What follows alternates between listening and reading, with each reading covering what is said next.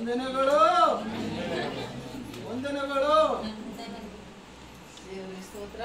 ಈ ದಿನ ಶುಭ ದಿನ, ಸಂತೋಷದ ದಿನ ಅಲ್ವಾ ನಮ್ಮೆಲ್ಲರಿಗೂ ಕೂಡ. ಈ ಒಂದು ಕುಟುಂಬದಲ್ಲಿ ಎಷ್ಟೋ ವರ್ಷಗಳಿಂದ ನಾವು ನೀವೆಲ್ಲರೂ ಪ್ರಾರ್ಥನೆ ಮಾಡಿದ ಮೇರೆಗೆ ಈ ದಿನ ನಮ್ಮ ಗಂಗಪ್ಪ ಗಮಾಲಿಯಲ್ಲು ಮತ್ತು ಸಲೋಮಿ ಮಗ ಸೋಲಮ್ಮನ ಒಂದು ಸ್ವಾಮಿಯ ವಿವಾಹದ ಕಾರ್ಯ, ಶುಭ ಕಾರ್ಯ ಈಗ ಶುರುವಾಗ್ತಾ ಇದೆ.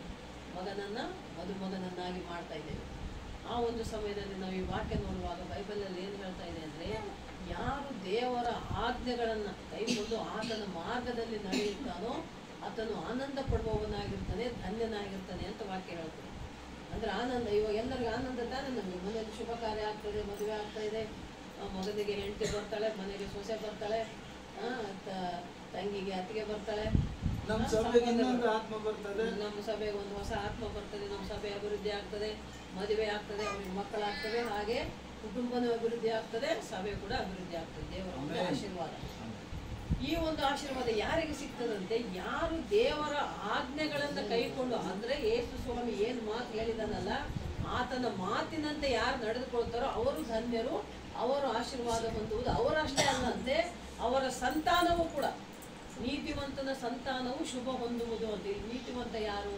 ದೇವರ ಮಾತಿನ ಪ್ರಕಾರ ನಡೆದುಕೊಳ್ಳುವಂತ ದೇವರ ಮಕ್ಕಳು. ದೇವರ ಮಗ ಗಂಗಪ್ಪ ಗಮಾಲಿಯಲ್ ನೀತಿವಂತ, ಸಲೋಮಿ ನೀತಿವಂತಳು. ಈ ಕುಟುಂಬದಲ್ಲಿರುವ ಪ್ರತಿಯೊಬ್ಬರು ಯಾರು ಯೇಸು ಸ್ವಾಮಿನ ನಂಬಿದಾರೋ, ಯೇಸು ಸ್ವಾಮಿ ಮಾತು ಕೇಳಿ ನಡೀತಾರೋ ಅವರು ನೀತಿವಂತರು. ಅವರ ಸಂತಾನಕ್ಕೆ ಶುಭ ಆಗ್ತದೆ ಅಂತ ಬೈಬಲಲ್ಲಿ ಬಂದಿದೆ. ಅವರ ಸಂತಾನ ಯಾರು? ಇವಾಗ ಕೊಂದೂರು ಸ್ವಾಮಿ ಗಂಗಪ್ಪ ಗಮಾಲಿಯಲ್ ಸಂತಾನ ಮಗ. ಆತನು ಶುಭ ಹೊಂದಿಕೊಳ್ತಾ ಇದ್ದಾನೆ. ಏನು ಶುಭ? ಶುಭ ಕಾರ್ಯ, ವಿವಾಹ ಕಾರ್ಯ ಆಗ್ತಾ ಇದೆ, ಶುಭವೂ ಆಗ್ತಾ ಇದೆ, ಶುಭ ಹೊಂದಿಕೊಳ್ತಾನೆ. ಈಗ ಮದುವೆ ಆಗ್ತದೆ, ನಾಳೆ ಮದುವೆ ಆದಮೇಲೆ ಮಕ್ಕಳಾಗ್ತಾರೆ. ಹಾಗೆ ದೇವರ ಆಶೀರ್ವಾದ ತಲೆಮಾರಿನಿಂದ ತಲೆಮಾರಿಗೆ ಬರ್ತದೆ. ದೇವರು ಬೈಬಲಲ್ಲಿ ಬರೆದಿರ್ತದೆ. 1000 ತಲೆಮಾರುಗಳವರೆಗೆ ದೇವರ ಆಶೀರ್ವಾದ ಇರ್ತದೆ ಯಾರು ಯೇಸು ಸ್ವಾಮಿ ಮಾತಿನಾಗ ನಡ್ಕೊಳ್ತಾರೆ. ಯೇಸು ಸ್ವಾಮಿ ಮಾತು ಏನು ಹೇಳಿದಾನೆ ಅಂದರೆ ಬೈಬಲಲ್ಲಿ, ಒಬ್ಬರನ್ನೊಬ್ಬರು ಪ್ರೀತಿಸಬೇಕಂತೆ. ನಾವು ಬರೀ ಗಂಡ ಹೆಂಡತಿ ಪ್ರೀತಿ ಅಥವಾ ಲವರ್ಸ್ ಐ ಲವ್ ಯು ಪ್ರೀತಿ ಅಲ್ಲ. ಗಂಡ ಹೆಂಡತಿ, ಮಕ್ಕಳು, ಅಪ್ಪ ಅಮ್ಮ, ಅಣ್ಣ ತಮ್ಮ, ಅಕ್ಕ ತಂಗಿ, ಇಲ್ಲಿ ಬಂಧು ಬಳಗ ಯಾರ್ಯಾರು ಇದ್ದೀರಲ್ಲ, ನಾವೆಲ್ಲರೂ ಕೂಡ ಒಬ್ಬರನ್ನೊಬ್ಬರು ಪ್ರೀತಿಸಬೇಕು. ಪ್ರೀತಿ ಇದ್ರೆ ನಮಗೆ ಯಾವ ಜಗಳ, ತಂಟೆ, ತಕರಾರು ಇರಲ್ಲ. ಪ್ರೀತಿ ಇಲ್ಲ ಅಂದ್ರೆ ಜಗಳ, ತಂಟೆ, ತಕರಾರು, ಹೊಟ್ಟೆ ಕಿಚ್ಚು ಇವೇ ಇರ್ತವೆ ಮನೆ ತುಂಬ, ಮೈ ತುಂಬ, ಮನುಷ್ಯ ತುಂಬ. ಆದರೆ ಯಾವಾಗ ಪ್ರೀತಿ ಇರ್ತದೆ, ಒಬ್ಬರನ್ನೊಬ್ಬರು ನಾವು ಯಾವಾಗ ಇಷ್ಟಪಡ್ತೀವಿ, ಪ್ರೀತಿಸ್ತೀವಿ, ಅವಾಗ ಯಾವುದು ನಮ್ಮಲ್ಲಿ ಕೆಟ್ಟದ್ದು ಯಾವ ಯೋಚನೆಗಳು ಇರೋದಿಲ್ಲ, ಬರೋದಿಲ್ಲ. ಅದಕ್ಕೆ ದೇವರು ಹೇಳೋದು, ಯೇಸು ಸ್ವಾಮಿ ಹೇಳೋದು ಮೊದಲನೇ ಮಾತು ಏನಂದ್ರೆ ಒಬ್ಬರನ್ನೊಬ್ಬರು ಪ್ರೀತಿಸ್ರಿ ಅಂತ ಹೇಳಿದ. ಆಮೇಲೆ ಏನು ಮಾಡಬೇಕು? ಒಬ್ಬರನ್ನೊಬ್ಬರು ಕ್ಷಮಿಸ್ಬೇಕಂತೆ. ಕ್ಷಮಿಸುವ ಗುಣ ಇರ್ಬೇಕು ಮಕ್ಕಳೇ ನಮ್ಮ ಹತ್ರ. ಯಾರಾದ್ರೂ ಏನಾದ್ರು ತಪ್ಪು ಮಾಡಿದ್ರೆ, ಅವನು ಹಂಗೆ ಮಾಡಿದಲ್ಲ ನಾನು ಹಿಂಗೆ ಮಾಡ್ತೀನಿ ಅಂತ ದ್ವೇಷ ಇಟ್ಕೋಬಾರ್ದು, ಹೊಟ್ಟೆ ಕಿಚ್ಚಿಟ್ಕೋಬಾರ್ದು. ನಾವು ಯಾರಾದರೂ ತಪ್ಪು ಮಾಡಿದ್ರು ಕೂಡ ನಾವು ಅವ್ರನ್ನ ಕ್ಷಮಿಸ್ಬೇಕಂತ ಯೇಸು ಸ್ವಾಮಿ. ಯೇಸು ಸ್ವಾಮಿ ಪರಲೋಕದಿಂದ ಭೂಲೋಕಕ್ಕೆ ಮನುಷ್ಯನಾಗಿ ಹುಟ್ಟಿ ಬಂದ. ನಾನು ನೀನು ಮಾಡಿದ ಪಾಪಗಳನ್ನು ಆತ ಹೊತ್ತುಕೊಂಡು ಶಿಲುಬೆಯಲ್ಲಿ ಆತ ತನ್ನ ಪ್ರಾಣ ಕೊಟ್ಟ. ಶಿಲುಬೆಗೆ ಏರಿಸಿದ ಯೇಸು ಸ್ವಾಮಿ ಏನು ತಪ್ಪು ಮಾಡಿಲ್ಲ, ಆದರೆ ಹೊಡೆದ್ರು, ಆತನಿಗೆ ಉಗುಳಿದ್ರು, ಬೈದರು, ಮುಳ್ಳಿನ ಕಿರೀಟ ತಲೆ ಮೇಲಿಟ್ಟರು, ಆತ ರಕ್ತ ಸುರಿಸಿ ಶಿಲುಬೆಯಲ್ಲಿ ತನ್ನ ಪ್ರಾಣವನ್ನು ಕೊಟ್ಟ. ಯಾರಿಗಾಗಿ ಕೊಟ್ಟ? ನನಗಾಗಿ, ನಿನಗಾಗಿ ಕೊಟ್ಟ. ನನ್ನ ನಿನ್ನ ಪಾಪ ಕ್ಷಮಿಸಬೇಕು ಅಂತ ಹೇಳಿ ಆತನು ಅಷ್ಟೆಲ್ಲ ಮಾಡಿದ್ರು ಕೂಡ ಏನು ಹೇಳ್ತಾನೆ ಅಂದರೆ, ಯೇಸು ಸ್ವಾಮಿ ಶಿಲುಬೆಯಲ್ಲಿ ಹಾಕುವಾಗ ಮೊದಲನೇ ಮಾತು, ಅಪ್ಪ ಇಲ್ಲಿ ಇವ್ರು ಯಾರು ಏನು ಮಾಡ್ತಾ ಇದ್ದಾರೋ ಗೊತ್ತಿಲ್ಲ, ಅವ್ರನ್ನ ಕ್ಷಮಿಸು ಅಂತ ಹೇಳ್ತಾನೆ. ಅಂಥ ಒಂದು ಕ್ಷಮಿಸುವ ಗಣ ಯೇಸು ಸ್ವಾಮಿಗಿಂತ ಗುಣ ನಮಗೂ ನಿಮಗೂ ಇರಬೇಕಂತ ಬೈಬಲಲ್ಲಿ ಬಂದಿಟ್ಟು. ಕ್ಷಮಿಸುವಂಥ ಗುಣ ಇರಬೇಕು ಯೇಸು ಸ್ವಾಮಿ ಹೇಳಿದ್ದು. ಆಮೇಲೆ ನಾವು ಒಬ್ಬರಿಗಾಗಿ ಒಬ್ಬರು ಪ್ರಾರ್ಥನೆ ಮಾಡ್ಬೇಕು. ಈಗ ನೋಡಿ, ನೀವು ಇಷ್ಟು ಜನ ಇದ್ದೀರಿ, ಎಲ್ಲೋ ಯಾವುದೋ ಊರಲ್ಲಿರ್ತವೆ, ಒಬ್ರಿಗೊಬ್ರು ಗೊತ್ತಿರಲ್ಲ, ಒಬ್ರಿಗೊಬ್ರು ನೋಡಿರಲ್ಲ. ಈಗ ನಮ್ಮದೇ ಒಂದು ಕುಟುಂಬದ ಒಂದು ಮಾತು ಹೇಳ್ಬೇಕಾದ್ರೆ, ನಾನು ಮೊದಲು ನಮ್ಮ ಕುಟುಂಬದಲ್ಲಿ ಯೇಸು ಸ್ವಾಮಿ ನಂಬಿದ್ದು ಅಯ್ಯವರು, ನಾಮದೇವಯ್ಯವರು.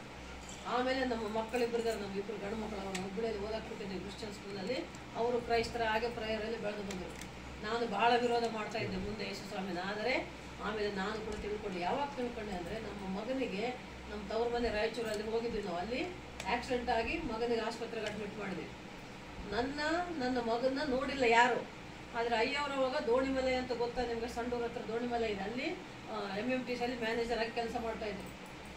ಅಲ್ಲಿ ಚರ್ಚಿನವರು ಯಾರೋ ಒಬ್ಬರು ಕ್ರೈಸ್ತರು ಕೂತು ಇವರು ಚಿಂತೆಯಲ್ಲಿದ್ದಾಗ ಮಾತಾಡಿ, ಯಾಕೆ ಸರ್ ಹಿಂಗಿದ್ರೆ, ನೀವು ಯಾವಾಗಲೂ ನಕ್ಕೊಂಡು ಮಾತಾಡ್ಕೊಂಡಿರೋರು, ಯಾಕೆ ಇವತ್ತು ಹಿಂಗಿದ್ರೆ, ಏನಪ್ಪ ಹಿಂಗೆ ಮಗನಿಗೆ ಆಕ್ಸಿಡೆಂಟ್ ಆಗಿ ಇಲ್ಲಿ ಕಾಲು ಇದೆಯಲ್ಲ, ಇದು ಎಲುಬು ಇದು ಕಟ್ಟಾಗ್ಬಿಟ್ಟು ಒಳ್ಳೆ ಕೊಡ್ಲಿ ತಗೊಂಡು ಕಡ್ದಂಗೆ ಆಗ್ಬಿಟ್ಟಿತ್ತು ನಮ್ಮ ಮಗನಿಗೆ.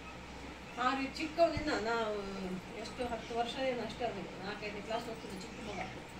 ಆ ಚಿಂತೆಯಲ್ಲಿದ್ದಾಗ ಅವ್ರು ಬಂದು ಹೇಳಿದ, ದೇವ್ರ ವಾಕ್ಯ ಹೇಳಿದಾಗ ಅಲ್ಲಿ ಅವ್ರು ಹೇಳಿದ್ರಂತೆ, ಏನು ಚಿಂತೆ ಮಾಡಬೇಡಿ ಸರ್, ನಾವು ಪ್ರಾರ್ಥನೆ ಮಾಡ್ತೀವಿ ನಿಮ್ಮ ಮಗನಿಗಾಗಿ, ಯೇಸು ಸ್ವಾಮಿ ಒಳ್ಳೇದು ಮಾಡ್ತಾನೆ ಯಾಕೆಂದ್ರೆ ಬೈಬಲಲ್ಲಿ ಬರೆದಿಟ್ಟಿದೆ ಏನಂದ್ರೆ, ಸತ್ತು ಹೋದ ಎಲುಬುಗಳಿಗೂ ಕೂಡ ಯೇಸು ಸ್ವಾಮಿ ಜೀವ ತುಂಬುತ್ತಾನೆ ಅಂತ. ಎಲುಬು ಕಟ್ಟಾಗಿದೆ, ಫ್ರ್ಯಾಕ್ಚರ್ ಆಗಿದೆ ಅಂತ ನೀವು ಚಿಂತೆ ಮಾಡಿಬಿಡ್ರಿ, ನಿಮ್ಮ ಮಗ ಆರಾಮಾಗ್ತಾನೆ, ಎದ್ದು ಓಡಾಡ್ತಾನೆ, ಆಟ ಆಡ್ತಾನೆ, ಯಥಾ ರೀತಿ ಆಗ್ತಾನೆ, ನೀವೇನು ಚಿಂತೆ ಮಾಡಬೇಡ ಅಂತ ಅವರು ಧೈರ್ಯ ಹೇಳಿ ಪ್ರಾರ್ಥನೆ ಮಾಡಿದ್ರು. ಅವ್ರು ಯಾರು ನಾವು ನೋಡಿಲ್ಲ, ಅವ್ರ ಮುಖ ಎಲ್ಲಿದ್ದಾರೆ, ಅವ್ರು ದೋಣಿ ಮಲೆ ಎಲ್ಲಿದ್ದಾರೆ, ನಾವೆಲ್ಲಿದ್ದೀವಿ ರಾಯಚೂರಲ್ಲಿದ್ದೀವಿ. ನನ್ನ ನೋಡಿಲ್ಲ, ನನ್ನ ಮಗನ ನೋಡಿಲ್ಲ, ನಮ್ಮ ಮನೆಯವ್ರನ್ನ ಯಾರು ನೋಡಿಲ್ಲ, ಆದರೆ ಅಲ್ಲಿ ಅವರು ಪ್ರಾರ್ಥನೆ ಮಾಡಿದ್ರು ನಮ್ಮ ಮಗನಿಗೆ. ದೇವರು ನಿಜವಾಗ್ಲೂ ಅದ್ಭುತ ಕಾರ್ಯ ಮಾಡಿದ.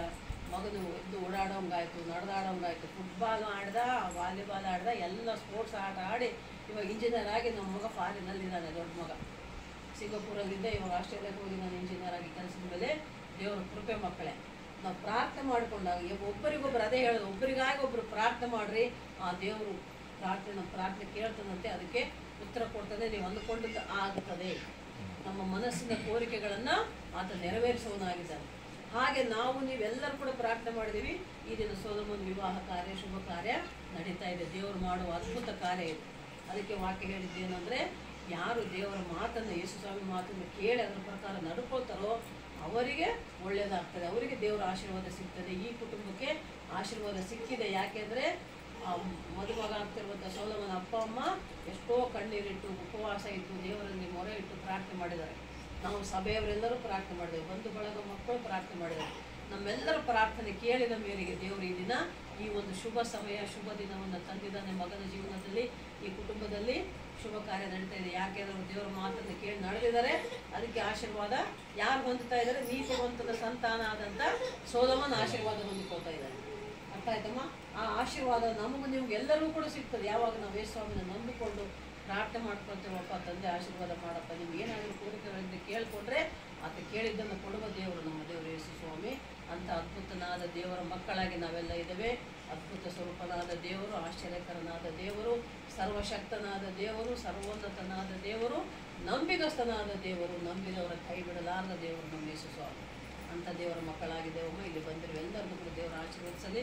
ಮತ್ತು ವಿಶೇಷವಾಗಿ ಮದುಮಗ ಸೊಲೊಮೋನನ್ನು, ಮದುಮಗಳು ವಸಂತಳನ್ನು ಕೂಡ ಆಶೀರ್ವದಿಸಲಿ. ಎರಡು ಕುಟುಂಬಗಳನ್ನು, ಎಲ್ಲ ಬಂಧು ಬಳಗದವರನ್ನು ದೇವರ ಆಶೀರ್ವದಿಸಿ ಶುಭ ಕಾರ್ಯವು ಸಂತೋಷದಿಂದ, ಸಮಾಧಾನದಿಂದ, ಸಂಭ್ರಮದಿಂದ ಆಚರಿಸಿಕೊಳ್ಳುವಂತೆ ದೇವರ ಕೃಪೆ ಈ ಕುಟುಂಬದ ಮೇಲೆ.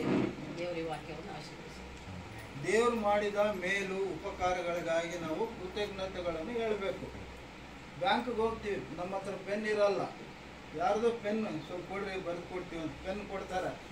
ಬರೆದು ಮತ್ತೆ ವಾಪಸ್ ಕೊಡ್ಬೇಕಾದ್ರೆ ಏನು ಹೇಳ್ತೀವಿ? ಥ್ಯಾಂಕ್ಸ್ ಹೇಳ್ತೀವಿ ಇಲ್ಲ? ಪೆನ್ನೇ ಕೇಳಿಲ್ಲ ಯಾರು? ಥ್ಯಾಂಕ್ಸ್ ಹೇಳ್ಬೇಕು.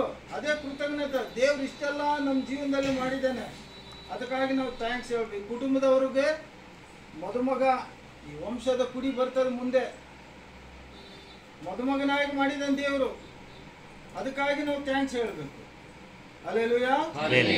ಏನು ಹೇಳಬೇಕು? ಥ್ಯಾಂಕ್ಸ್.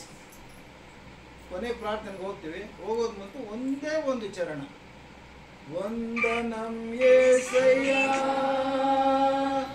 ವಂದನಂ యేసయ్య,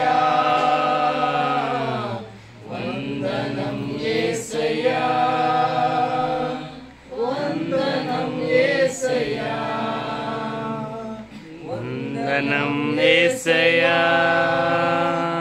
ವಂದನಂ యేసయ్య, ವಂದನಂ యేసయ్య, ವಂದನಂ యేసయ్య. నీవు చేసిన మేలకు, నీవు చూపిన కృపలకు, నీవు చేసిన మేలకు, నువ్వు చూపిన కృపలకు వందనం యేసయ్యా, వందనం యేసయ్యా, వందనం యేసయ్యా, వందనం యేసయ్యా, వందనం యేసయ్యా, వందనం యేసయ్యా, వందనం యేసయ్యా, వందనం యేసయ్యా. ಕೊನೆಯ ಪ್ರಾರ್ಥನೆ ಮಾಡಿಕೊಳ್ಳೋಣ. ದಯವಿಟ್ಟು ಎಲ್ಲ ಎಲ್ಲರ ಕಣ್ಣುಗಳನ್ನು ಮುಚ್ಚಿರಿ, ತಲೆ ಬಾಗಿಸಿರಿ. ಆತನು ಮಾಡಿದ ಮೇಲುಪಕಾರಗಳಿಗಾಗಿ ಸ್ತೋತ್ರ ಸಲ್ಲಿಸೋಣ. ಇಲ್ಲಿಯವರೆಗೆ ಯಾವ ಗಲಿಬಿಲಿ ಶೋಧನೆ ಇಲ್ಲದ ಹಾಗೆ ದೇವರು ಮಾಡಿದ ಮೇಲು ಉಪಕಾರಗಳಿಗಾಗಿ ನಾವು ಸ್ತೋತ್ರ ಸಲ್ಲಿಸೋಣ. ಅಷ್ಟೇ ಅಲ್ಲ, ಇಲ್ಲಿ ಬಹಳ ಮಂದಿ ಯೌವನಸ್ಥರು ಕೂಡ ಬಂದಿದ್ದಾರೆ. ಅವರ ಶುಭ ಕಾರ್ಯಗಳು ಕೂಡ ಆಗಬೇಕು. ನಿಮ್ಮಲ್ಲಿ ಯಾರಾದರೂ ಏನೇ ಕೊರತೆಗಳಿದ್ದರೆ ಆ ಕೊರತೆಗಳು ತೆಗೆದುಕೊಂಡು ಯೇಸು ಕ್ರಿಸ್ತ ದೇವರವರು ಸಹಾಯ ಮಾಡಲಿ. ಈ ಸಮಯವನ್ನು ನಾನು ಮತ್ತು ಸೇವಕರು ಸಂತೋಷ್ ಅವ್ರಿಗೆ ಕೊನೆ ಪ್ರಾರ್ಥನೆ ಮಾಡಲಿಕ್ಕಾಗಿ ಕೇಳ್ಕೊಳ್ತಾ ಇದ್ದೀನಿ. ಅವರು ಕೊನೆ ಪ್ರಾರ್ಥನೆ ಮಾಡ್ತಾರೆ. ಪ್ರಿಯ ಪರಲೋಕ ತಂದೆ, ಸರ್ವ ಪರಿಶುದ್ಧ ಯೇಸು ಕ್ರಿಸ್ತ ಪರಿಶುದ್ಧమైన ನಾಮದಲ್ಲಿ ಪ್ರಾರ್ಥಿಸುತ್ತೇವೆ.